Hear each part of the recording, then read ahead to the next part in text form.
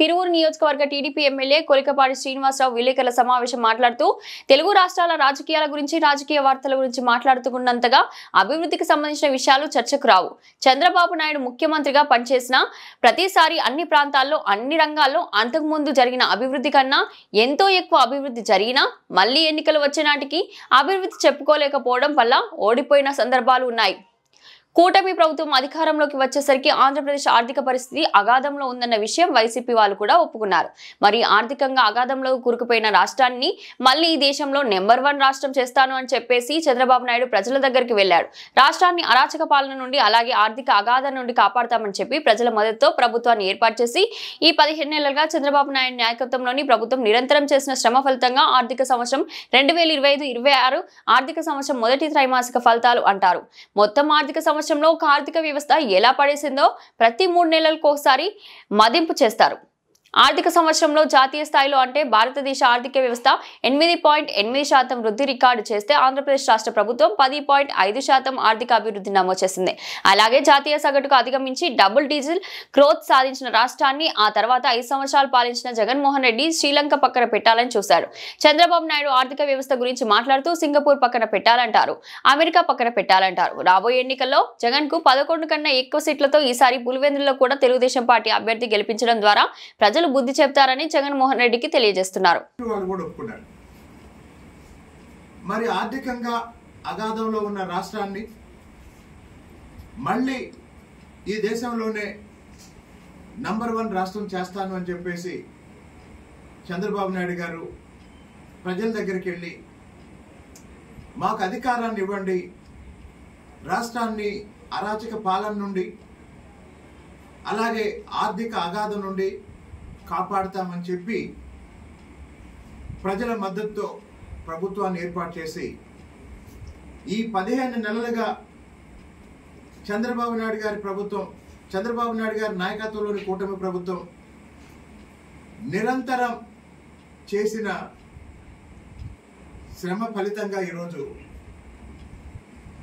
2025-26 ఆర్థిక సంవత్సరం 2025-26 ఆర్థిక సంవత్సరం మొదటి త్రైమాసిక ఫలితాలు, ఫస్ట్ క్వార్టర్ అంటారు బిజినెస్ భాషలో. మొత్తం ఆర్థిక సంవత్సరంలో ఒక ఆర్థిక వ్యవస్థ ఎలా పనిచేసిందో ప్రతి 3 నెలలకు ఒకసారి మదింపు చేస్తారు. 2025-26 ఆర్థిక సంవత్సరం అంటే ఏప్రిల్, మే, జూన్ మొదటి త్రైమాసిక ఫలితాల్లో జాతీయ స్థాయిలో అంటే భారతదేశ ఆర్థిక వ్యవస్థ 8.8% వృద్ధిని రికార్డు చేస్తే భారతదేశ ఆర్థిక వ్యవస్థ 8.8% వృద్ధిని రికార్డు చేస్తే అదే సమయంలో ఆంధ్రప్రదేశ్ రాష్ట్ర ప్రభుత్వం 10.5% ఆర్థిక వృద్ధిని నమోదు చేసింది. అంటే ఈ దేశ సగటు వృద్ధి రేటు 8.8% అయితే ఆంధ్రప్రదేశ్ రాష్ట్రం అప్పుల అగాధంలో ఉన్న రాష్ట్రం, నిన్నటి వరకు అరాచక పాలన చూసిన రాష్ట్రం ఇప్పుడు డబుల్ డిజిట్ గ్రోత్ రేటుతో 2 అంకెల వృద్ధి రేటుతో 10.5% వృద్ధి రేటుని నమోదు చేయటం అనేది చంద్రబాబు నాయుడు గారికి మాత్రమే సాధ్యమయ్యే పని.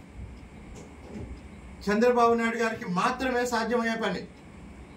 2014-2019 మధ్య కాలంలో కూడా ఇలాగే జాతీయ సగటును అధిగమించి డబుల్ డిజిట్ గ్రోత్ సాధించిన రాష్ట్రాన్ని ఆ తర్వాత 5 సంవత్సరాలు పాలించిన జగన్మోహన్ రెడ్డి శ్రీలంక పక్కన, ఇథియోపియా పక్కన, ఇతర చితికిపోయిన దేశాల పక్కన పెట్టాడు.